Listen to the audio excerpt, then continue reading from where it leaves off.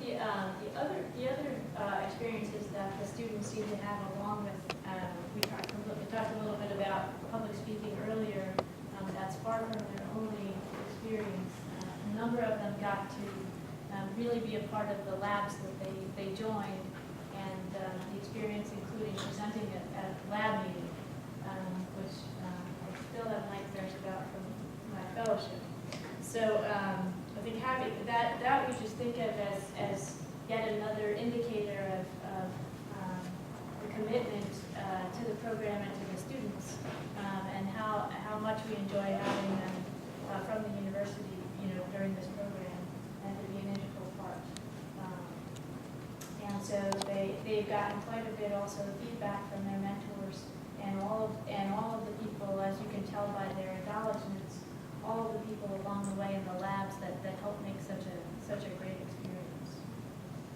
So Donna's going to talk to us. She comes to us from Northview High School, and she is going to talk to us about CXCR4 expression with breast cancer and how that works.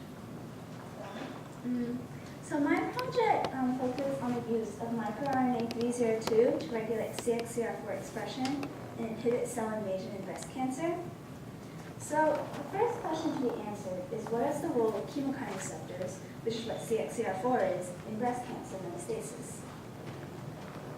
So chemokines are a family of small cytokines. The receptors are classical 7-transmembrane G protein receptors known as chemokine receptors. Chemokines play important roles in inflammation by controlling the migration of leukocytes to sites of infection. Chemokines act as chemoattractions and they guide the migration of cells. Cells follow increasing concentrations of chemokine cells to the source, and cells selectively express chemokine receptors on their surfaces. So CXC chemokine receptor 4. This receptor is part of the CXC chemokine receptor family. It's one of the 4 families of chemokine receptors. Its ligand is known as CXC chemokine ligand 12, or SDF1, stromal cell-derived factor 1. So CXCR4 was first studied as a co-receptor of HIV, and its ligand, SDF1, is known to be important in hematopoietic stem cell homing to the bone marrow. However, in my research, it is important because since metastasis and normal migration of leukocytes both involve passage through vascular barriers and lymphatic walls and entry into the circulation, it has been proposed that metastatic cancer cells simply co-opt signals that control normal leukocyte migration. In this study in 2001, it was shown that in breast cancer tumors consistently had higher levels of CXCR4, while the targets of breast cancer metastasis, the lymph node, lung, liver, and bone marrow, showed much higher levels of the CXCR4 ligand, SDF1.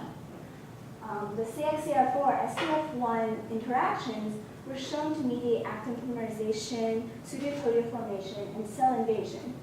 It was also shown that blocking these interactions successfully inhibited cell invasion in breast cancer.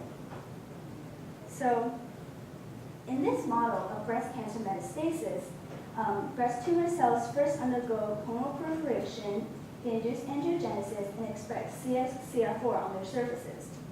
They then detach from the local tumor and enter the circulation.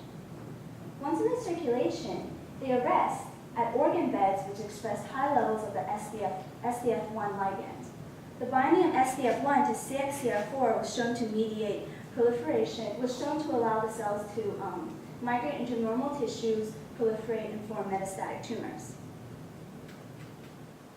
So we propose using microRNA to inhibit CXCR4 expression levels. So what are microRNA? MicroRNA are small single-stranded molecules that are about 21 to 23 nucleotides in length.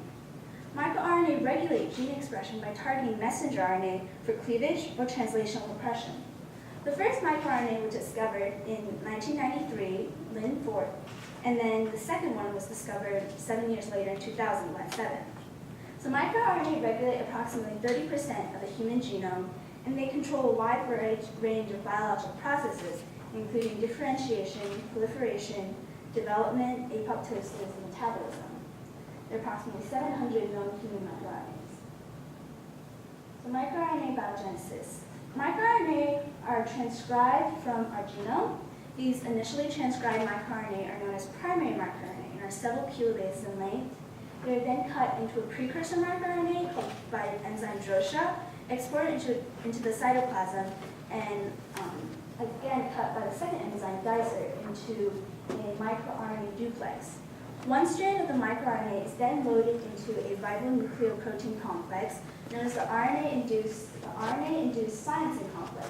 So once part of this complex, the microRNA can target messenger RNA for cleavage or translational repression. So microRNA do not require perfect complementarity to messenger RNA.